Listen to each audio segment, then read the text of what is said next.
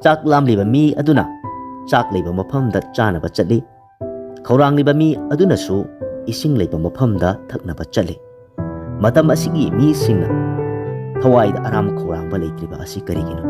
Masi khangjinbiyo mahoksagi oiba mina isorgi thawaigi hiram adu khangde maramde mangolda pumnamak apangbani. Ahanba Korinthia 2:10 asi yengbiyo. Mahoksagi oiba mi haibadi matam matamgi matung inba iyata yaba mi adubani. Biblical tamda thawaida nauna poktriba natraga Krista yautaba punsi haina khangnai. Mahoksagi oiba wakhal, mahoksagi oiba miting, mahoksagi oiba lamchat sajat aduna kaidongaidasu isorgi matik mangal arotpa loksing adu khap phangba ngamde. Sanga hauna charaba matungda kari amata chaning thakningba phawdabagum. Papki iro nungda luptuna leiriba mi aduna thawaigi aram khaurangba amata pokloi. Shastrana haibagumna hakchangna pamba adu thawaina pamde, thawaina pamba adu hakchangna pamde, ani asi khak yanade. Isinga thawga yansinnaba yadabagumani.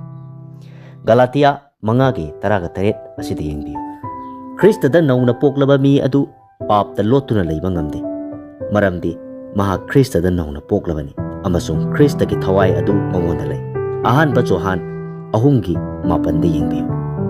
Isorna papu yamna tukacharabasu papi singbudi adukki matik nungsibi.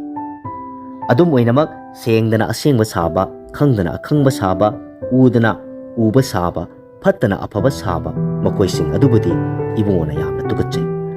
Isorna taibang panbu asukki matik nungsibi. Isorgi nungsibiba asi manghannaba matam leiba kibikta saitana kanna honai.